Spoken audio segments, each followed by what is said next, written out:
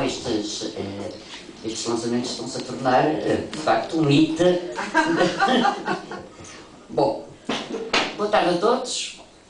Obrigada por estarem aqui. Obrigado ao Carlos Veiga Ferreira, que editou este magnífico romance da Clara Ossone e me permitiu traduzi-lo.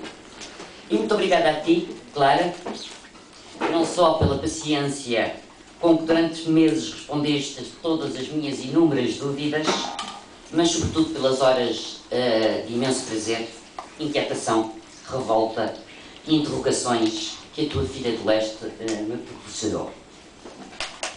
A Filha do Leste é o sexto romance da Clara Ossone, que já ganhou o prémio Biblioteca Breve com o quinto, o belíssimo Corazón de Napalm, de 2009, que espero, e agora, isto é aqui para o editor, seja traduzido em breve, e por mim,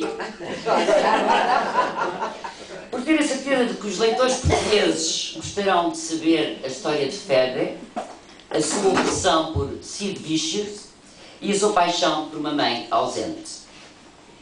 A Filha do Leste, hoje lançada em Portugal, recebeu o Prémio Nacional da Crítica, em 2012, o mais importante galardão espanhol, cujo foi, durante 51 anos consecutivos, atribuído a escritores homens. De facto, nos seus 57 anos de existência, apenas 3 mulheres o receberam. Ana Maria Matute, em 1959, Helena Quiroga, em 1961, e a Clara, há 2 anos. Dispenso-me de comentar.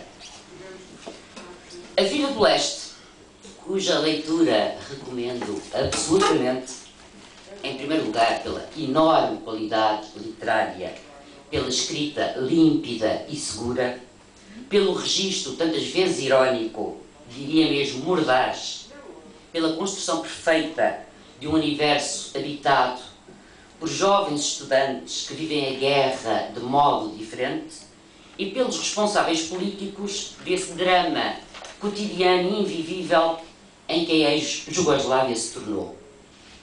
Em segundo lugar, pela atualidade horrível que estamos a reviver, aqui bem perto, no Norte da Europa, que nos mostra mais uma ferida da guerra na Europa, a mais selvagem e cruel depois da de Adolf Hitler.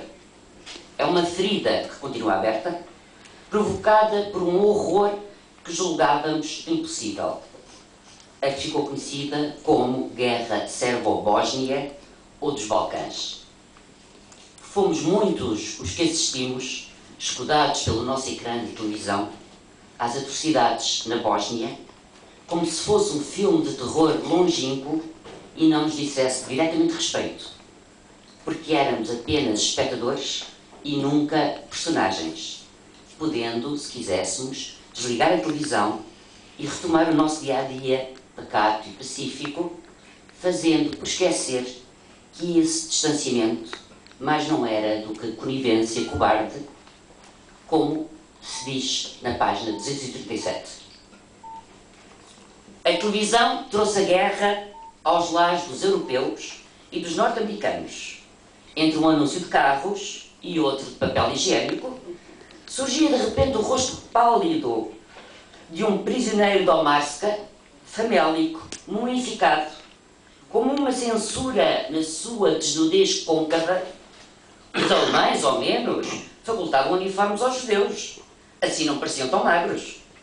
Os olhos febris a darem ideia de contemplar com avidez o bife de vaca ou o hambúrguer com queijo que os espectadores ocidentais tinham à frente, ficando-se com a impressão de que, a qualquer momento, aqueles desgraçados iriam arrancar a cerca de arame que os retinha, desfazer o ecrã da televisão e invadir em tropel a sala de jantar dos espectadores para deglutirem a comida, beberem o vinho, sentarem-se nos sofás deles.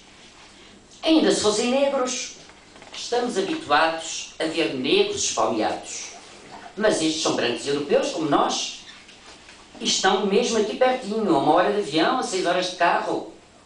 Até mete medo de pensar nisso, diz a mãe de família. como se a guerra fosse um vírus contagioso que os maus ventos pudessem trazer. Ainda estão a dar a guerra da Croácia? Julguei que já tinha acabado, diz o filho, a molhar o pão na gema de ovo estrelado. Já é outra guerra, a da Croácia acabou. Esta é na Bósnia, esclarece o pai, que está muito bem informado, porque tem um cliente que fazia negócios com a Jugoslávia e está casado com uma sérvia. Uma croata já não sabe ao certo.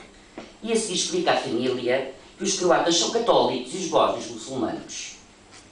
Não parecem muçulmanos, comenta a filha. Não usam turbante? Nem todos os muçulmanos usam turbante, replica o pai. Os muçulmanos da Bósnia, começa a perorar, mas a família não tem tempo para ouvir as explicações e os filhos erguem-se rapidamente. Meninos, levantem a mesa, antes de ir para o quarto, adverte-os a mãe e, quase a contragosto, deita uma última olhadela à televisão e constata aliviada que as imagens dos bósnios desnutridos foram substituídas por uma miúda loura com ar saudável que se confessa feliz porque os seus pensos higiênicos têm aulas. E enquanto tira e dobra a toalha, a mãe murmura para si mesma: devia fazer-se alguma coisa por estes desgraçados.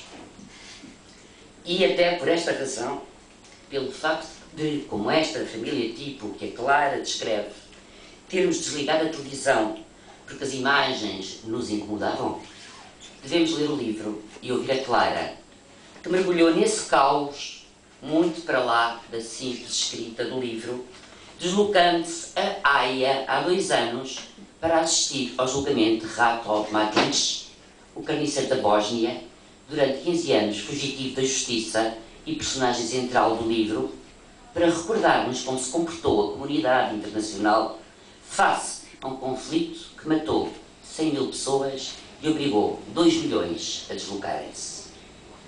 Página 246. Estava a acontecer na Europa, o berço da civilização. Esse continente próspero e tão contente de si mesmo, onde o muro que separava as 2 Alemanhas caíra sem ruído, a não ser dos tijolos, e os outros países do leste se libertaram do jugo comunista sem derramamento de sangue, ou quase. Tinham que ser eles novamente, os sanguinários balcânicos. Não lhes chegavam 3 guerras num século. Mal tinham assinado o armistício da 4ª e já se atiravam para a 5ª, como numa louca competição para obter os louros da zona mais belicosa do universo. Os Balcãs produzem mais história do que aquela que têm capacidade para consumir, disse uma vez Winston Churchill, tirando o charuto da boca, ou sem tirar, rosnando entre dentes. Os povos balcânicos são um lixo étnico, diagnosticou Karl Marx, a quem nunca passou pela cabeça que essa raça desprezível levaria à cena, contrariada, o seu sonho comunista. Esta gente anda há 500 anos à pancada, recordou o presidente Clinton, ou talvez fosse Bush. A guerra ali é uma tradição tão arraigada como o cricket na Grã-Bretanha ou o futebol americano para nós. O americano é um povo respeitador das liberdades e tradições próprias e alheias. Não vamos privá-los dos seus costumes, por mais primitivos que sejam.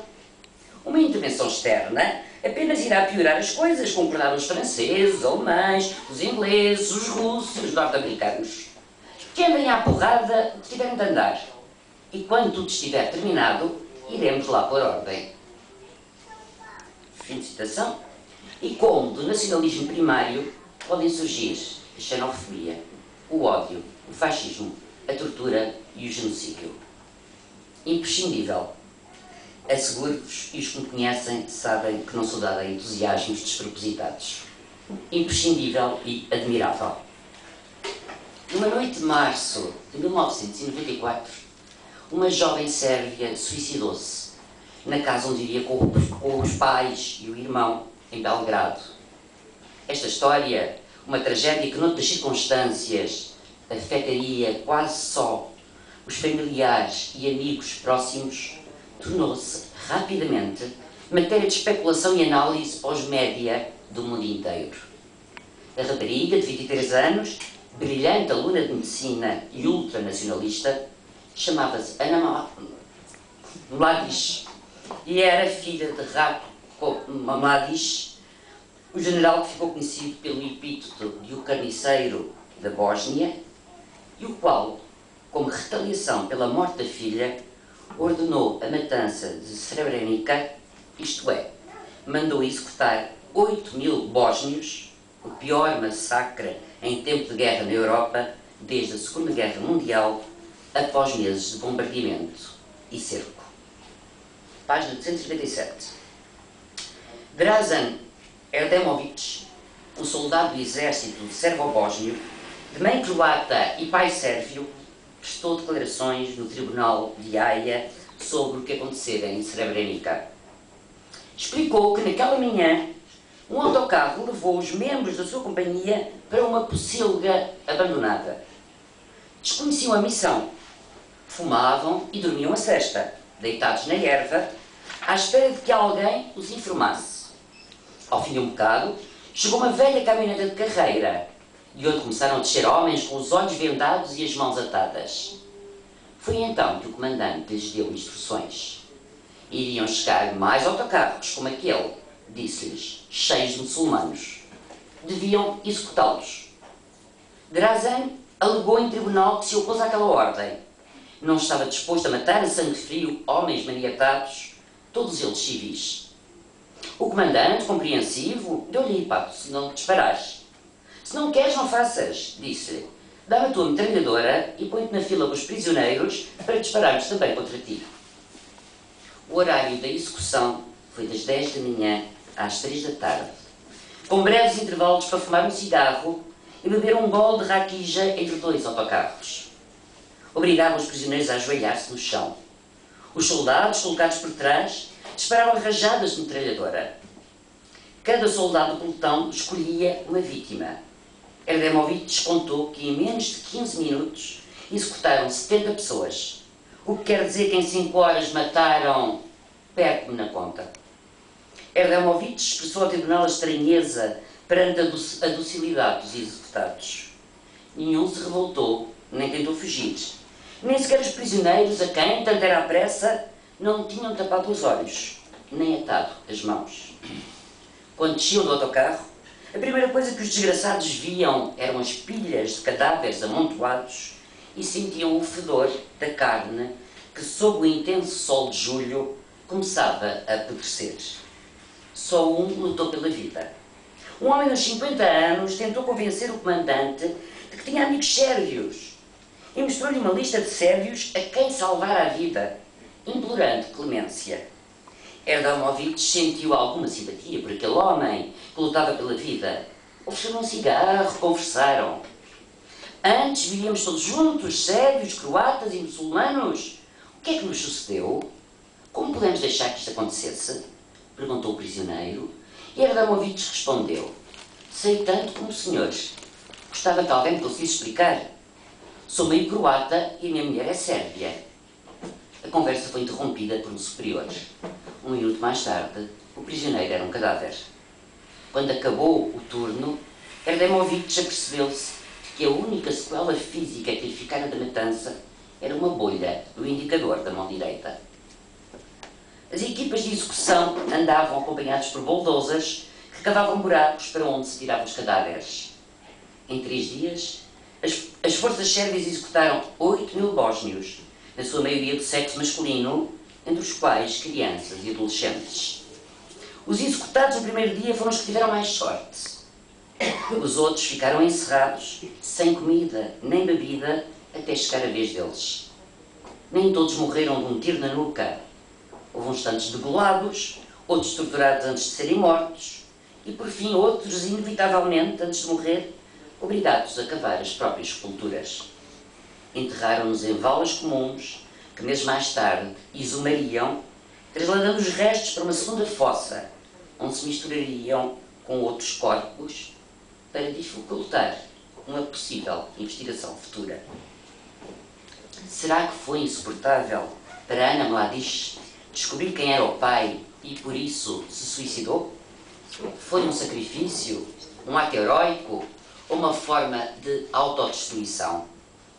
É a partir desta hipótese, adivinhada desde as primeiras páginas em que assistimos ao funeral de Ana, que o romance constrói, mas não se resume à história de Ana Mladic e dos seus amigos.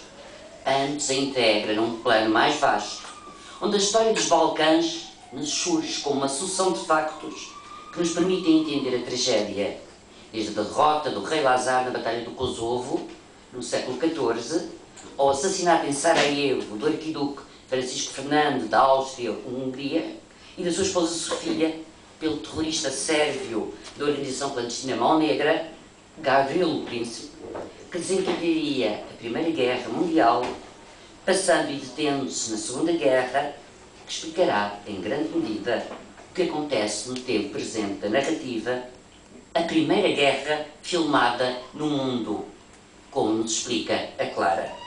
Página 293. A 11 de julho, o general Mladic entra em Srebrenica e percorre as ruas da cidade. Uma equipa de televisão filmou.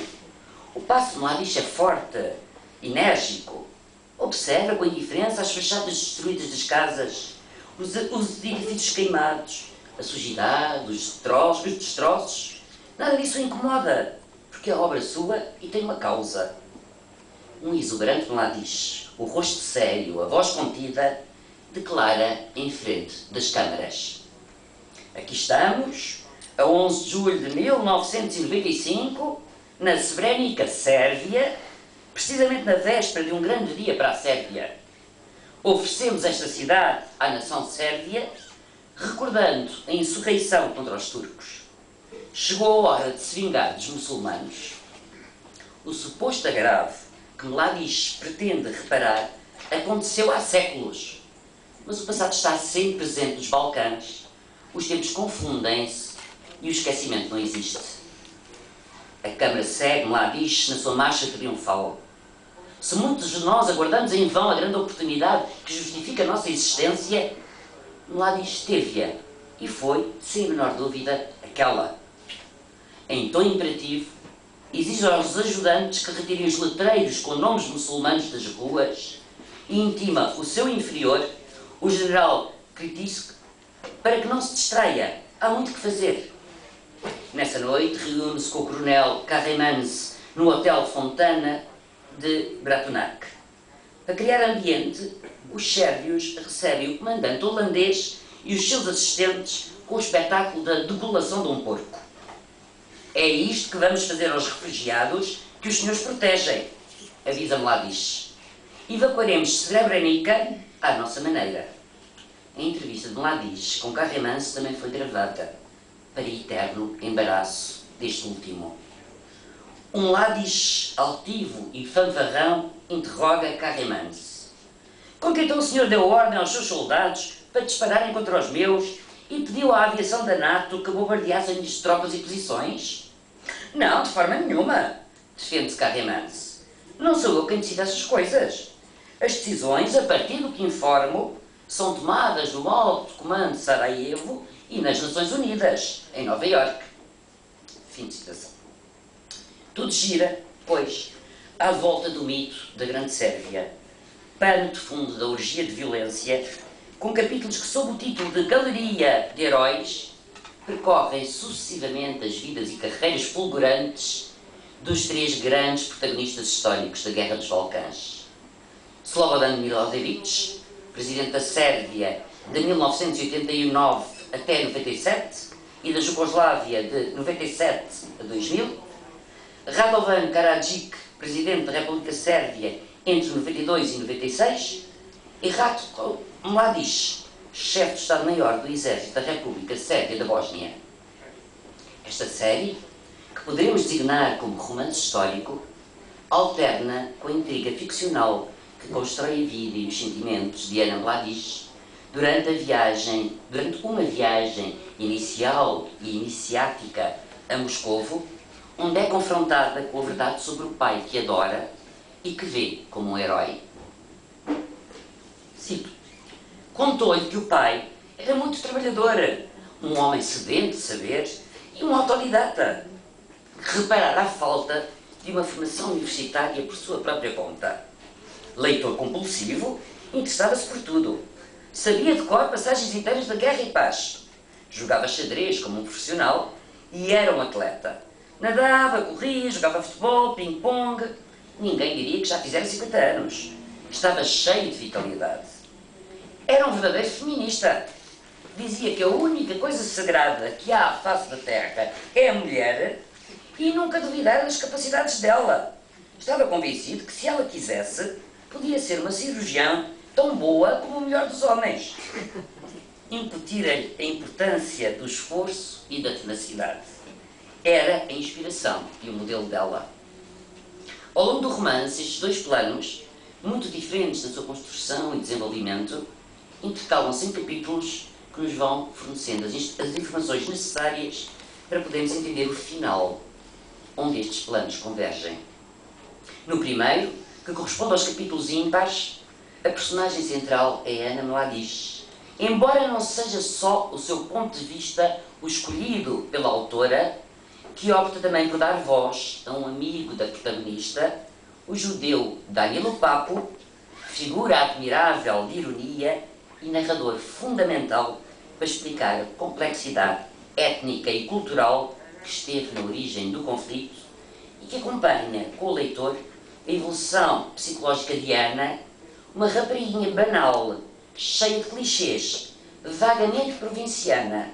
Página 279.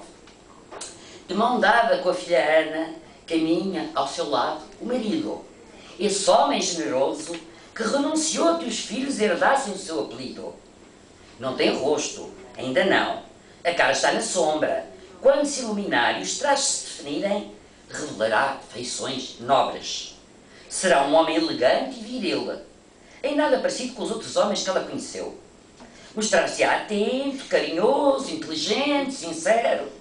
Não a aborrecerá com relatos alardes das proezas ou com problemas de trabalho.